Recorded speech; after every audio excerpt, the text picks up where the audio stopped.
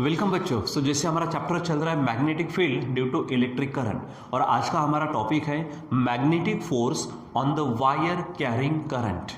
यानी एक वायर समझो, वायर है, उसमें से करंट जा रहा है, ठीक है, और अगर हमने मैग्नेटिक फील्ड में रख दिया तो उसके ऊपर कितना फोर्स एक्ट होगा वो हमको देखना है।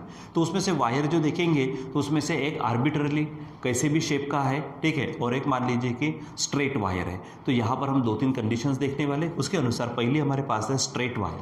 तो मान लीजिए कि जैसे ये एक वायर है समझो, ठीक है, देखो ये एकदम ऐसा सीधा स्ट्रेट नज़र आ रहा, इसको हम क्या करेंगे मैग्नेटिक फील्ड में रखेंगे। हम यहाँ पर मैग्नेटिक फील्ड को इस तरह से बता देते हैं, ठीक है, यहाँ पर क्रॉस से ऐसे इस तरह से क्या बता देते हैं, मैग्नेटिक फील्ड बता देते, ठीक है। और इसमें हमने क्या किया हुआ है, समझो कि एक स्ट्रेट वायर को रख दिया, ठीक है, एकदम ऐसा स्ट्रेट वायर है समझो हमारे पास में, ठीक है। अब यहाँ पर बता सकते हो इस तरह से, ये हमारे पास में क्या है, वायर है, ठीक।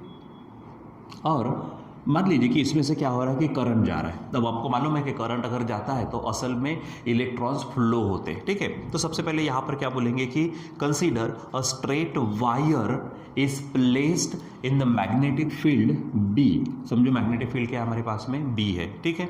उसके बाद में जैसे कि हमको मालूम है कि जब करंट फ्लो होता है तो उसका मतलब क्या होता है, मैंने अभी कहा आपसे कि उसमें से इलेक्ट्रॉन क्या होते हैं, फ्लो होते हैं। इलेक्ट्रॉन का फ्लो होना ही आपको करंट देता है, ठीक है। तो सबसे पहले लेट कुछ चीज़ें ले लेते हैं। लेट एल क्या है, लेंथ ऑफ वायर लेते हैं, लेंथ ऑफ वायर, ठीक है। इसमें से मान लीजिए कि करंट जा रहा है आई, यानी current through the wire, current through the wire, इसमें से ये करंट जा रहा है, ठीक है। अब मान लीजिए कि इसमें से जो इलेक्ट्रॉन फ्लो होते हैं तो क्यू इतना चार्ज उसमें से फ्लो हो रहा है, ठीक है। तो मान लीजिए कि जैसे अगर यहाँ पर मैं ये इस तरह से बता देता हूँ कि ये हमारे पास में कोई इलेक्ट्रॉन है, ठीक है, ये इलेक्ट्रॉन इधर में क्या हो रहा है, फ्लो हो रहा है, ठीक है।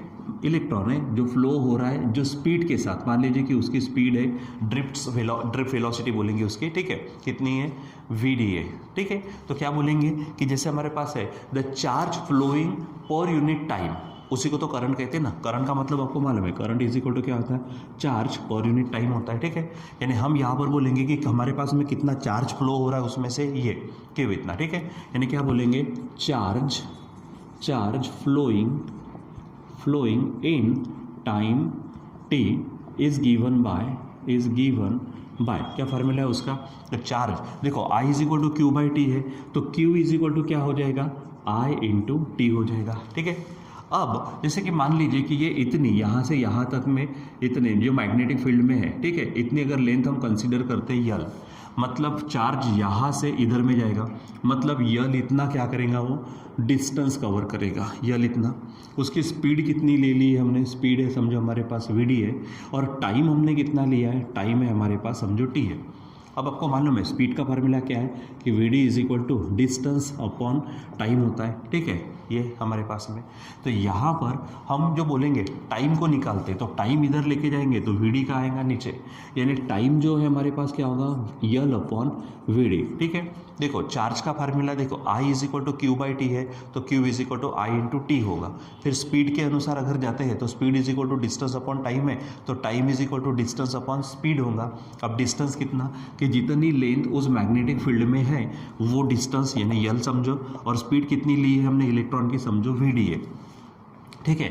यानी यहाँ पर आप लिख सकते हैं कि वी डी क्या है, drift velocity of the electron या फिर ऑफ द चार्जेस, ठीक। तो यहाँ पर Q इज इक्वल टू फिर क्या हो जाएगा, I इंटू टी के जगह पे आप क्या रखेंगे, यल बाय वी डी, ये रख देंगे।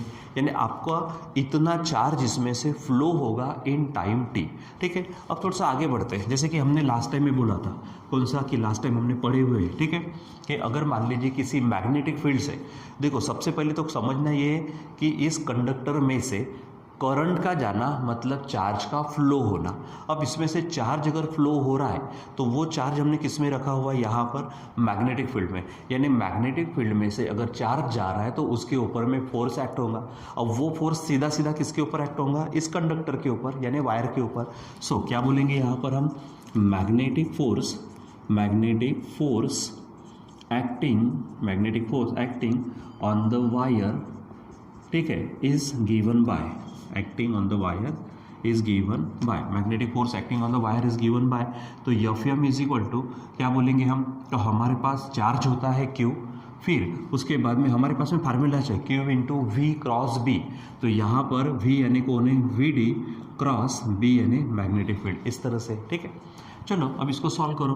तो Q की वैल्यू क्या रखेंगे हम यहाँ पर, I into L by V D. ठीक है, इंटू यहाँ पर ये क्रॉस प्रोडक्ट को सॉल्व करेंगे तो क्या होगा, V D into B into आप यहाँ पर ले सकते हो साइन थीटा, क्योंकि वो क्रॉस प्रोडक्ट है। अब यहाँ वी डी कैंसिल हो जाएगा, यानी क्या होगा, आई इंटू यल बी।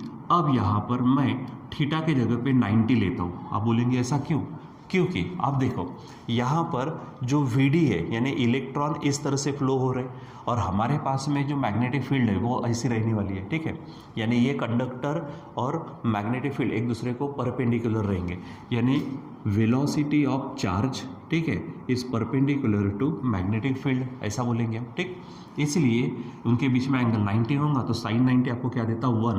यानी सिंपली हमारे पास फार्मूला होगा F M is equal to I L B. ठीक है, F M is equal to क्या हो जाएगा, I into L into B, यानी जितना करंट उसमें से जाएगा, ठीक है, जितनी लेंथ उस मैग्नेटिक फील्ड में आएंगी वो और खुद मैग्नेटिक फील्ड, उतना उसके ऊपर में क्या होगा, फोर्स अप्लाई होगा। ठीक है, फिर अगर मान लीजिए कि ये एक दूसरे को परपेंडिकुलर नहीं होते, यानी क्या कि इफ क्या बोलते हैं कि V D is not perpendicular to vector B समझो, तो सिंपली इसको करना क्या है, आपको ऐसा ही ध्यान में रखना है। ठीक है, तो ये आई है, यहाँ पर क्या हो जाएगा हमारे पास में एल क्रॉस बी, इस तरह से आप उसको ध्यान में रख सकते हैं। तो जो भी उसके बीच में एंगल तैयार होगा उतने एंगल के अनुसार साइन वहाँ पे आएगा।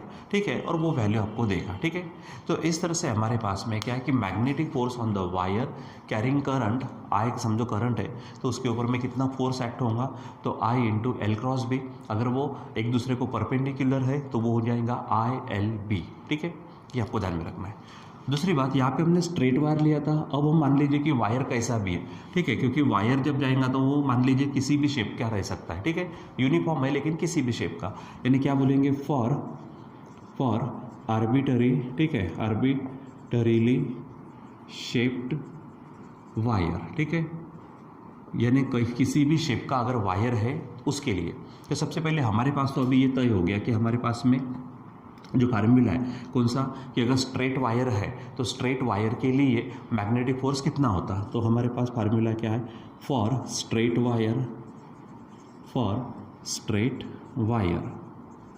वायर के लिए magnetic force acting on it is क्या है, तो आई इंटू, अब यहाँ पर बोलेंगे एल क्रॉस बी है ऐसा। ठीक है, अब हम क्या करते हैं, मान लीजिए कि मैं कोई भी इस तरह से एक आधा शेप वाला वायर यहाँ पर क्या करता हूँ, ले लेता हूँ। ठीक है, इस तरह से। अब यहाँ पर हमने क्या नहीं लिया है, यहाँ पे हमने स्ट्रेट वायर नहीं लिया। ठीक है, यानी क्या बोलेंगे, consider an arbitrarily shaped wire placed in the magnetic field B. ठीक है, फिर हम क्या करेंगे, इसका छोटा सा क्या करेंगे, इतना सा छोटा सा एलिमेंट ले लेंगे, थोड़ा सा एलिमेंट समझो, ये एलिमेंट है जिसकी लेंथ है dl, समझो लेंथ क्या है dl। ठीक है, और करंट इसमें से जाने वाला वो आई ही है।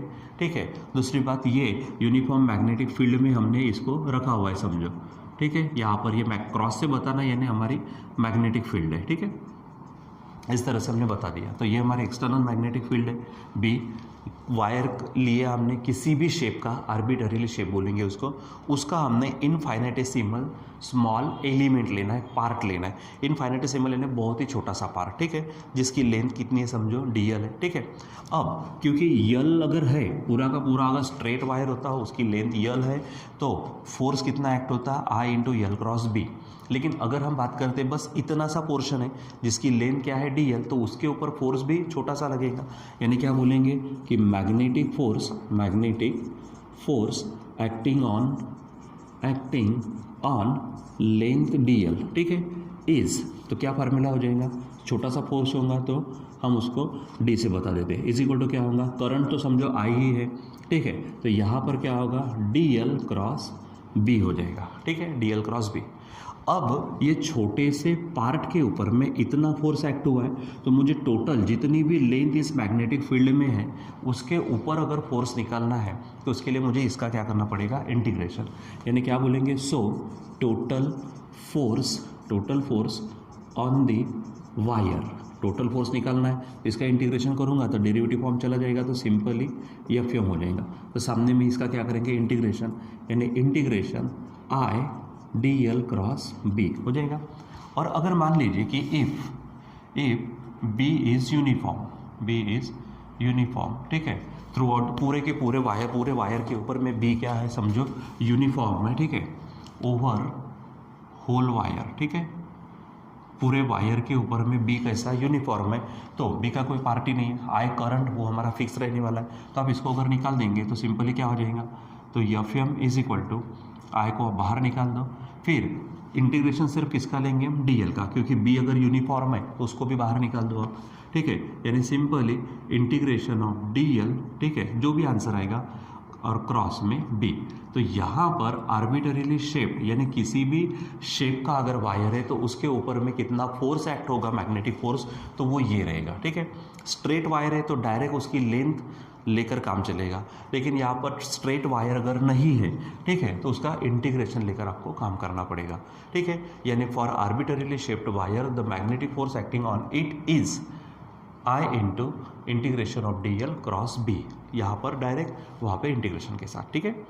और स्ट्रेट वायर है तो ये वाला। अब तीसरा एक और पॉइंट लेते बच्चों यहाँ पर, ठीक है, कि for closed circuit in the magnetic field, ठीक है, अगर मान लीजिए कि कोई एक आधा क्लोज सर्किट है और वो क्या है, मैग्नेटिक फील्ड में रखा है, मतलब मान लीजिए कि अगर इस तरह से एक आधा हमने क्या कर दिया, वायर ले लिया जो पूरी तरह से क्लोज कर दिया और इसको हमने क्या किया, मैग्नेटिक फील्ड में रखा, ठीक है, इसको हमने मैग्नेटिक फील्ड में रख दिया ऐसा, ठीक है, तो इसके ऊपर में कितना फोर्स एक्ट होगा तो वो हमको निकालना है। एकदम सिंपल सी बात है, इसके ऊपर में एक्चुअली जीरो होता है, मैग्नेटिक फोर्स इसके ऊपर में एक्ट नहीं होता। चलो देखो, तो सबसे पहले हमारी हेडिंग क्या है कि for closed circuit in the magnetic field, तो magnetic force acting on arbitrarily shaped wire क्या है, ठीक है, यानी क्या बोलेंगे, फॉर एनी शेप, आर्बिटरीली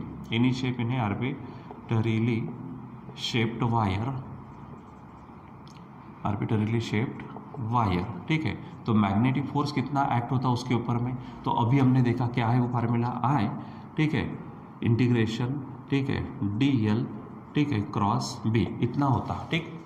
अब अगर हम क्या करते हैं अभी, फॉर क्लोज्ड शेप्ड, ठीक है, यानी क्लोज्ड सर्किट है, ठीक है, तो उसके लिए सिंपल सा क्या करना है आपको, यहाँ पे जो इंटीग्रेशन लेते हैं ये नॉर्मल इंटीग्रेशन हो गया, क्लोज के लिए करना क्या है, यहाँ पे या तो आप ऐसा सी लिखते या फिर ऐसा पूरा बबल के टाइप में दे देते, बस उतना ही काम आपको करना है, ठीक है। यानी क्या बोलेंगे यहाँ पर हम, ठीक है, कि फॉर क्लोज्ड सर्किट, ठीक है, फॉर क्लोज सर्किट, ठीक है, magnetic force is given bye, ठीक है, तो सिंपली क्या करना है, मैंने कहा आपसे कुछ नहीं, पूरा का पूरा यही फार्मूला रहेगा, ठीक है, बस यहाँ पर आपको लेना है क्लोज सर्किट होने के कारण इंटीग्रेशन में क्लोज करना है डी एल, ठीक है, और क्रॉस बी, आपको इतना लिखना है, ठीक है। बट अगर हम एक्चुअली बात अगर करते हैं तो integration, closed integration for D L is equal to 0 होता है। अब ऐसा क्यों, मान लीजिए कि मैंने यहाँ पर इस तरह से ABCD ऐसे वायर को इस तरह से ले लिया, क्लोज किया यहाँ से इस तरह से, ठीक है। जब आप इंटीग्रेशन लेंगे बच्चों, ये DL का इंटीग्रेशन है, DL इंटीग्रेशन मतलब इसकी जो लेंथ है, लेंथ का इंटीग्रेशन है, वो टोटल लेंथ आनी चाहिए। लेकिन जब हम लूप लेंगे, समझो क्लोज किया ABCDA, तो इधर से ऐसा गया, तो AB जितना पार्ट है उतना पार्ट हमारा DC है, लेकिन ये इधर साइड में होगा, ABCD ये इधर साइड में होगा। तो अगर ये अगर 5 है तो इसको आप लेते समय -5 लेंगे। जब आप इधर से नीचे जाएंगे, समझो ये 2 है, ये ऊपर जाएगा तो ये -2 हो जाएगा। अब आप इन सब के, क्योंकि इंटीग्रेशन करने का मतलब एडिशन करना, अब इसकी एडिशन करेंगे तो यहाँ पे वेक्टर एडिशन से काम होता, ये 5 को -5 कैंसिल करेगा, ये 2 को -2 कैंसिल करेगा, इसलिए इसका पूरा का पूरा जो इंटीग्रेशन है क्लोज्ड सर्किट के लिए वो क्या हो जाएगा, हमारा 0 हो जाएगा, ठीक है। यानी यहाँ पर इंटीग्रेशन DL 0 हो जाएगा, और ये अगर 0 हो जाएगा तो पूरा का पूरा 4C के उसके ऊपर क्या हो जाएगा, 0 हो जाएगा, ठीक है। यानी क्या बोलेंगे हम कि magnetic force on the closed circuit in magnetic field is equal to 0, ठीक है, ये आपको ध्यान में रखना है। तो बच्चे यहाँ पर हमारे पास में जो हमने हेडिंग डाली हुई थी, कौन से, magnetic force on the wire carrying current, तो अगर स्ट्रेट वायर अगर है तो उसके ऊपर में जो फोर्स होगा वो I into L cross B होगा। अगर कोई भी शेप, किसी भी शेप का, आर्बिटरीली शेप का वायर है तो उसके ऊपर में फार्मूला ये, यानी फोर्स ये एक्ट होगा I into integration D L cross B, ठीक है। और अगर मान लीजिए कि उसी वायर को आपने क्लोज लूप में या फिर क्लोज सर्किट में अगर ले लिया तो उसके ऊपर में टोटल फोर्स कितना होगा, 0 एक्ट होगा, ठीक है। तो आप इसको बराबर समझने की कोशिश करो।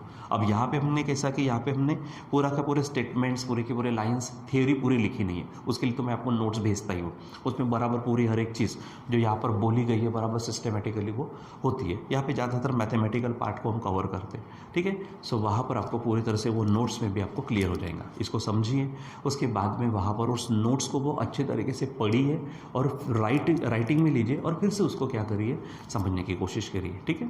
तो बच्चों यहाँ पर अभी हम रुक जाते हैं, बाकी कंटिन्यू करेंगे बाद में। Till then bye.